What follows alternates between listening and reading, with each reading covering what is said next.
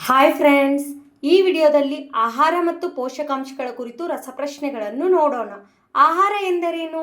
ಉತ್ತರ: ಜೀವಿಗಳು ಬದುಕಲು ಸೇವಿಸುವ ಪದಾರ್ಥಗಳನ್ನು ಆಹಾರವೆಂದು ಕರೆಯುತ್ತಾರೆ. ಪೋಷಕಾಂಶಗಳು ಎಂದರೆ ಏನು? ಉತ್ತರ: ದೇಹದ ಬೆಳವಣಿಗೆ ಮತ್ತು ಆರೋಗ್ಯಕ್ಕೆ ಅಗತ್ಯವಾದ ಅಂಶಗಳು ಪೋಷಕಾಂಶಗಳು. ಮುಖ್ಯ ಪೋಷಕಾಂಶಗಳು ಎಷ್ಟು? ಉತ್ತರ: 6. ಮುಖ್ಯ ಪೋಷಕಾಂಶಗಳು ಯಾವುವು? ಉತ್ತರ: ಕಾರ್ಬೋಹೈಡ್ರೇಟ್, ಪ್ರೋಟೀನ್ಗಳು, ಕೊಬ್ಬುಗಳು, ಜೀವಸತ್ವಗಳು, ಖನಿಜ ಲವಣಗಳು, ನೀರು. ಶಕ್ತಿ ನೀಡುವ ಪೋಷಕಾಂಶಗಳು ಯಾವುದು?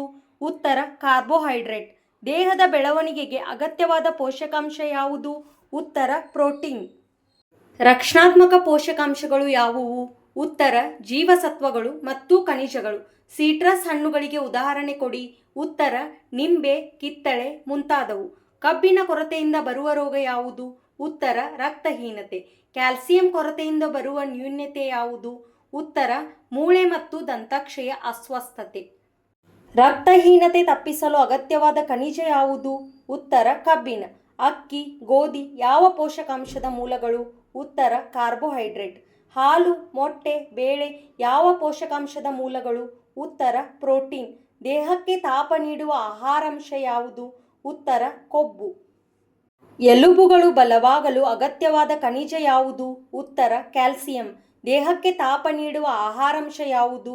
ಉತ್ತರ: ಕೊಬ್ಬು. ಹಣ್ಣು ಮತ್ತು ತರಕಾರಿಗಳಲ್ಲಿ ಹೆಚ್ಚಾಗಿ ಸಿಗುವವು ಯಾವುವು? ಉತ್ತರ: ವಿಟಮಿನ್ಗಳು ಅಥವಾ ಜೀವಸತ್ವಗಳು. ಜೀರ್ಣಕ್ರಿಯೆಗೆ ಸಹಾಯ ಮಾಡುವ ಆಹಾರಾಂಶ ಯಾವುದು? ಉತ್ತರ: ನಾರು ಪದಾರ್ಥ. ಹಾಲಿನಲ್ಲಿ ಹೆಚ್ಚಾಗಿ ಇರುವ ಖನಿಜ ಯಾವುದು? ಉತ್ತರ: ಕ್ಯಾಲ್ಸಿಯಂ. ಮೊಳಕೆ ಬಂದ ಕಾಳುಗಳಲ್ಲಿ ಹೆಚ್ಚಾಗಿ ಇರುವ ಪೋಷಕಾಂಶ ಯಾವುದು? ಉತ್ತರ: ಪ್ರೋಟೀನ್. ದೇಹವನ್ನು ರೋಗಗಳಿಂದ ರಕ್ಷಿಸುವುದು ಯಾವುದು? ಉತ್ತರ: ವಿಟಮಿನ್ಗಳು. ಹೆಚ್ಚು ನೀರು ಕುಡಿಯುವುದರಿಂದ ಏನು ಲಾಭ? ಉತ್ತರ: ದೇಹ ಆರೋಗ್ಯವಾಗಿರುತ್ತದೆ.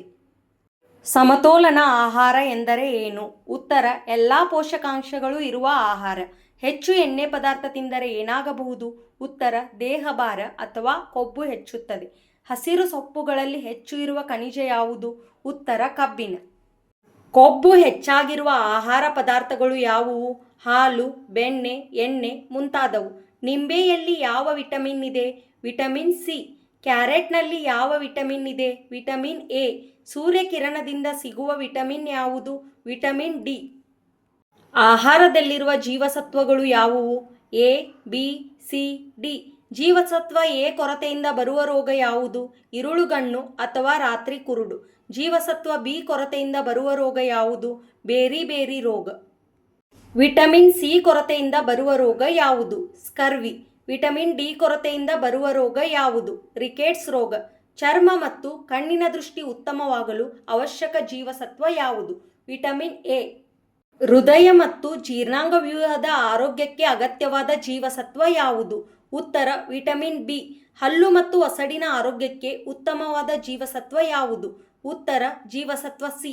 ಮೂಳೆ ಮತ್ತು ಹಲ್ಲುಗಳ ಆರೋಗ್ಯಕ್ಕೆ ಅಗತ್ಯವಾದ ಜೀವಸತ್ವ ಯಾವುದು? ಉತ್ತರ: ಜೀವಸತ್ವ ಡಿ.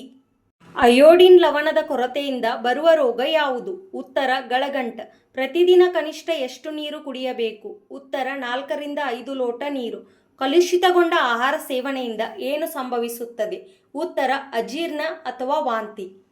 ತಾಜಾ ಆಹಾರ ತಿನ್ನಬೇಕು ಏಕೆ? ಉತ್ತರ: ಆರೋಗ್ಯಕ್ಕೆ ಒಳ್ಳೆಯದು. ಊಟದ ಮೊದಲು ಕೈ ತೊಳೆಯಬೇಕು ಏಕೆ? ಉತ್ತರ: ರೋಗ ತಡೆಗೆ. ಬೆಳಗಿನ ಉಪಹಾರ ಏಕೆ ಮುಖ್ಯ? ಉತ್ತರ: ಶಕ್ತಿ ನೀಡುತ್ತದೆ. ಈ ವಿಡಿಯೋ ನಿಮಗೆ ಇಷ್ಟವಾದಲ್ಲಿ ಲೈಕ್ ಮಾಡಿ, ಶೇರ್ ಮಾಡಿ, ಸಬ್ಸ್ಕ್ರೈಬ್ ಮಾಡಿ. Thank you.